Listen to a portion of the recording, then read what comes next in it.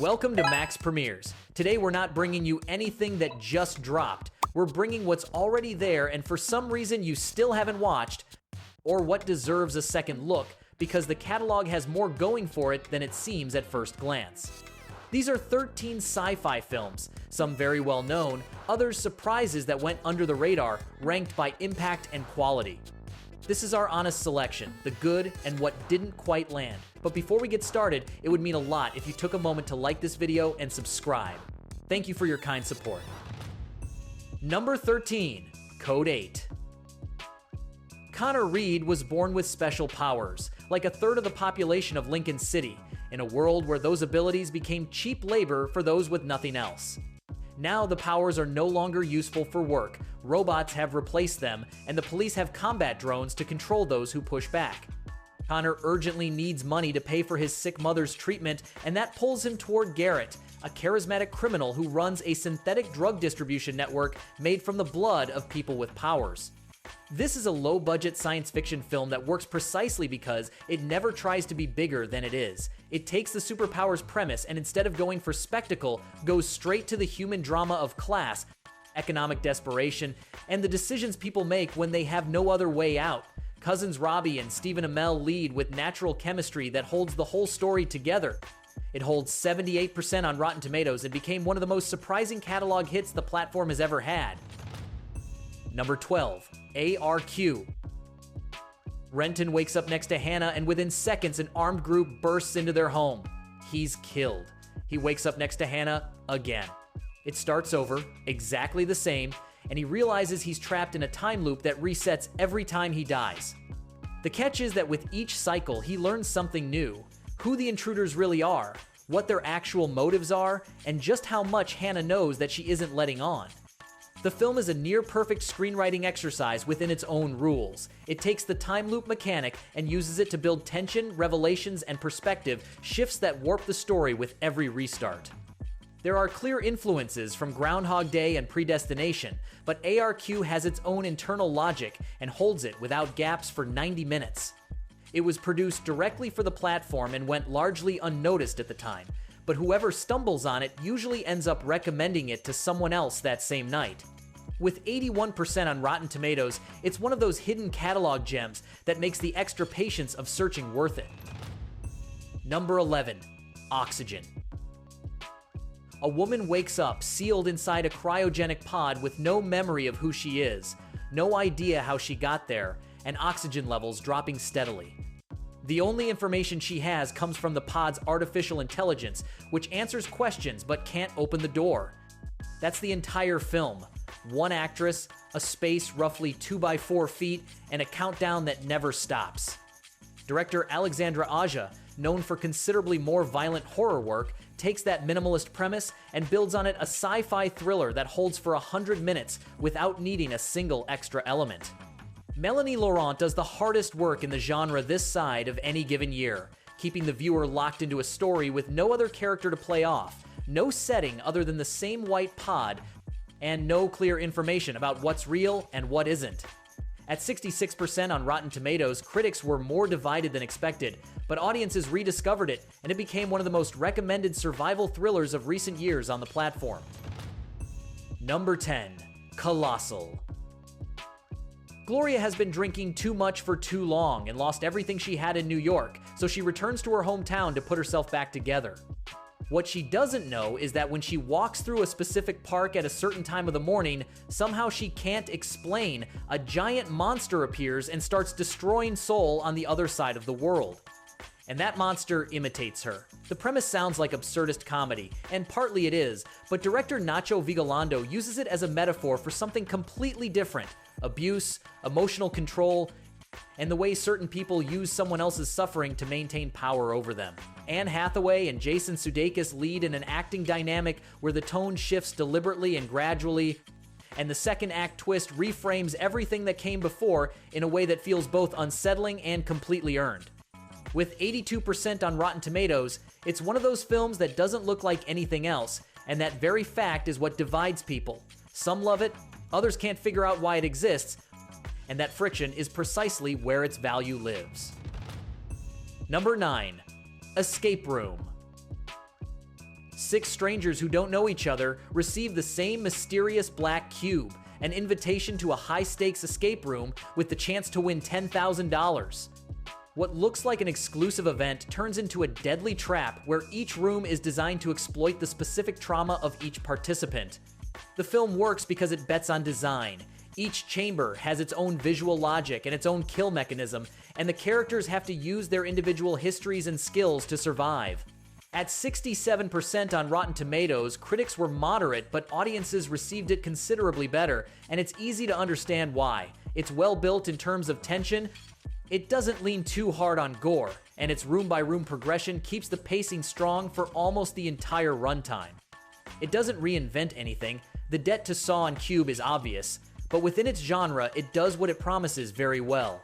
What's interesting is how each character's backstory revelations keep reshaping the perception of what's actually happening, turning the escape room into something closer to a tribunal than a game. Number 8. Godzilla -1. Japan, 1,945. The war is over and the country is literally in ashes, with no resources to rebuild and no government willing to take responsibility for protecting its people. At that exact moment, when the nation is at the lowest point of its modern history, Godzilla appears. Director Takashi Yamazaki's film caught everyone off guard when it hit theaters. Nobody expected a relatively modestly budgeted Godzilla movie to win the Oscar for Best Visual Effects and outperform productions 10 times more expensive in both technical and emotional quality. The key is that Yamazaki used the monster as a metaphor for Japan's post-war national trauma, building around the kaiju a genuine human drama about survival, guilt, and the weight of continuing to live when so many others couldn't. With a staggering 98% on Rotten Tomatoes, it became the highest-rated Godzilla film in history. It arrived on the platform in May 2026, and for anyone who hasn't seen it yet, it's one of the most simultaneously comforting and devastating films to come along in years. Number 7.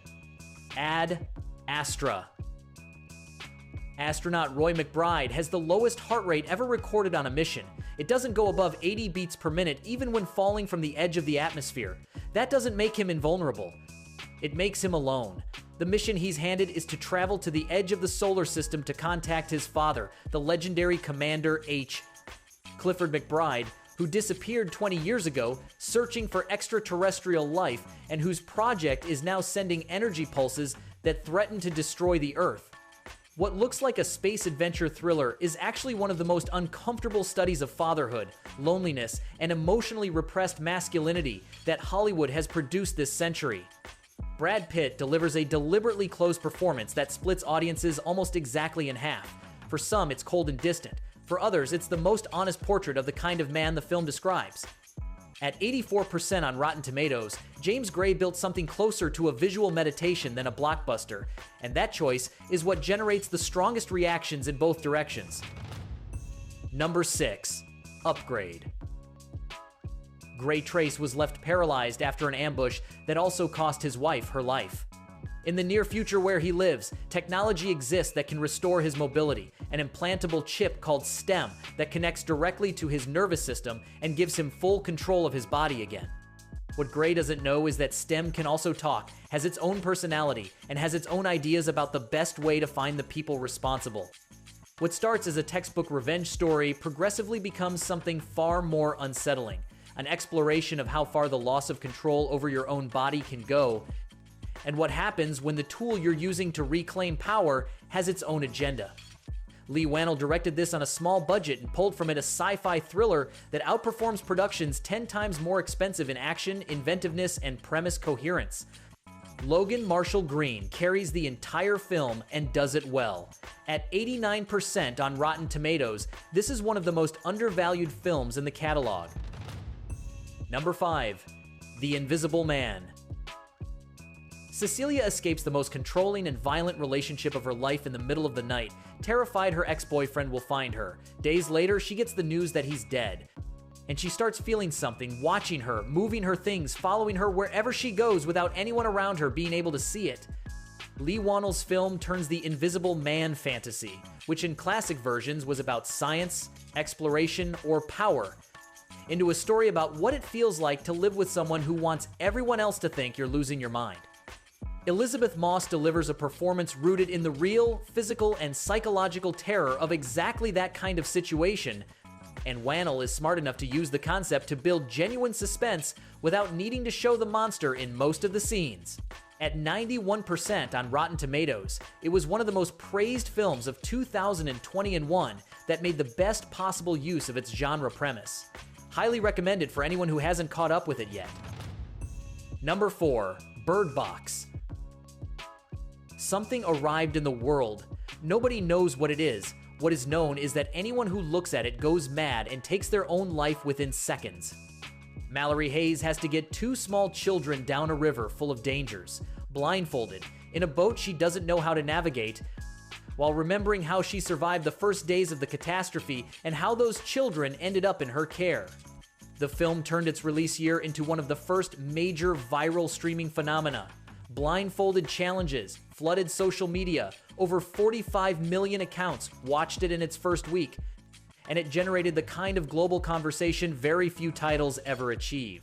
8 years on, it still divides viewers. Critics gave it 64% on Rotten Tomatoes, noting that the film's biggest mystery is precisely what it never shows, but audiences keep defending it as one of the most effective atmospheric horror experiences in the catalog. Sandra Bullock carries the entire film on her shoulders and does it without stumbling. Number 3. Jurassic World. 22 years after the catastrophe that closed the original park, Jurassic World is open to the public and running as the most successful theme park on the planet. The problem is that dinosaurs no longer surprise anyone. To recapture attention, the park's scientists create the Indominus Rex, a lab-designed predator combining DNA from multiple species, bigger, smarter, and more dangerous than any real animal. When it escapes, a park full of tourists becomes the worst possible scenario. The film revived a franchise that had been dormant for a decade, and it did it the right way, honoring the core of what made the original work, the tension, the spectacle, and the idea that humans constantly overestimate their ability to control nature while updating the scale and cast with Chris Pratt and Bryce Dallas Howard. With over $1.6 billion at the global box office when it opened in 2015, it was the highest-grossing film in the world that year.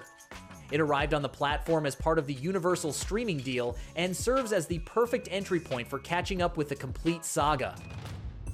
Number 2. Ex Machina. Caleb wins an internal lottery at the tech company where he works, and the prize is a week at the private retreat of his boss, Nathan, one of the most powerful and most secretive tech entrepreneurs in the world. When he arrives, he discovers the real purpose of the visit is to participate in a Turing test with Ava, an AI with a humanoid appearance that Nathan has built, and he wants to find out whether she can pass for human in front of someone who doesn't know her. From there begins a game of seductions, manipulations, and questions with no comfortable answers about what defines consciousness and who gets the right to exist. Alex Garland made his directorial debut with this film and immediately established the tone for everything that would follow.